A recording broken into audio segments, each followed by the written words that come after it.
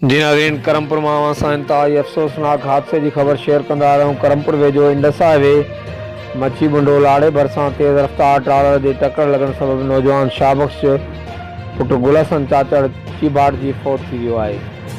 मिल ॼाण मूजिबि करमपुर वासी 25 विरहनि जो नौजवान शाहबख़्श चाचड़ कंदकोट खां मोटरसाइकिल ज़रिए करमपुर पंहिंजे वालिदैन सां मिलण अची रहियो हो त होसपुर वेझो मच्छी बुंडो वारे इलाइक़े में साम्हूं ईंदड़ तेज़ रफ़्तार ट्रालर सां टकराइजी वियो, जंहिं बाबति भरपासे जे ॻोठाणनि खे शहर जे सरकारी अस्पताल मोकिलियो। वारसनि खे इतलाउ कयो वियो।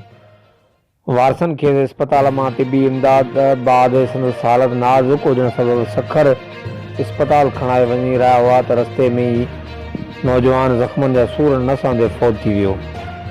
वाक़िए जी इतला बाद पुलिस ट्रालर ड्राइवर जो पीछो करे खेसि खानपुर भरिसां सोगो करे वरितो आहे।